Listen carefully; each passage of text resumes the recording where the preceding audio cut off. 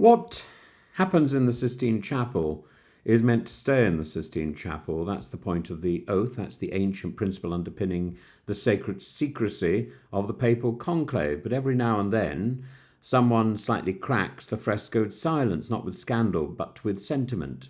Cardinal Vincent Nichols, England's most senior Catholic prelate, has made himself the most indiscreet of the discreet. And while most of his fellow cardinals have maintained a sphinx-like silence since the election of Pope Leo XIV, Nichols has been rather generous in his garrulity with the BBC, ITV and reporters outside the venerable English college, the Venerabile. No, he hasn't revealed who voted for whom, he hasn't named names, but if you're asking whether he's walking the knife edge of the conclave oath, well, yes, and the blade is sharp. He's spoken of serenity, of unity, of spiritual retreat, of feeling he didn't want to leave. He's called the process calm, fraternal and beautiful. It's not exactly a leak, but it is an atmospheric leak, a mood board of the inner conclave life painted in surprisingly vivid tones.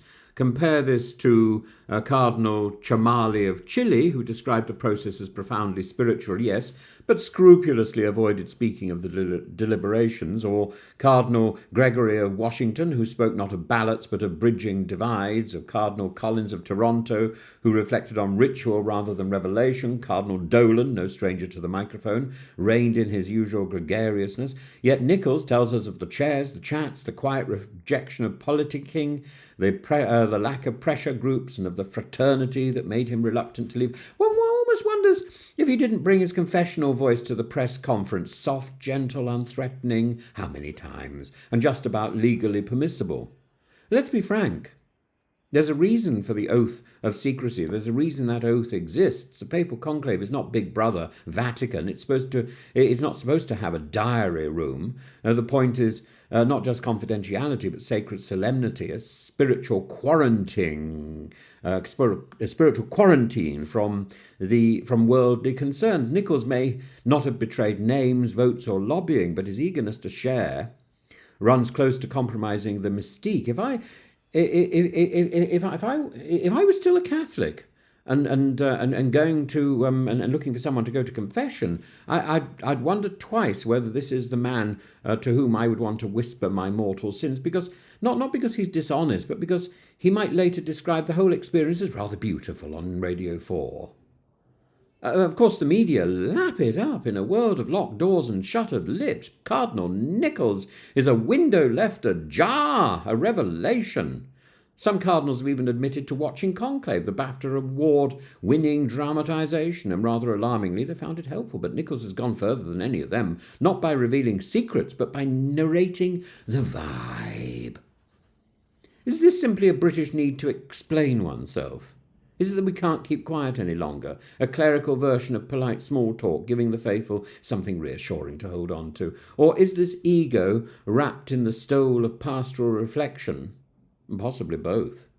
It raises an important theological tension. When does transparency become triviality? The conclave is meant to be an upper room, a spiritual echo of Pentecost, where the Holy Spirit speaks not through microphones, but conscience. And Nichols' warmth is not un-Christ-like, but it risks turning mystery into media management.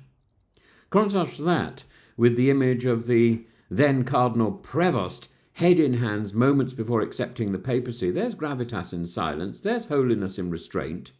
And yes, there is virtue in letting the smoke speak for itself. In the end, we should be grateful for Cardinal Nichols' candour. He's not committed a sin, but rather tiptoed to its edge like a bishop balancing on the border of a mosaic tile, pausing just before he crosses it. His words are human, pastoral, perhaps even necessary in a secular age hungry for behind-the-scenes storytelling, but one might gently advise His Eminence to let the curtain fall where the gospel commands it, for if this conclave truly was, as he says, a spiritual retreat, then perhaps it's time he stopped sending postcards.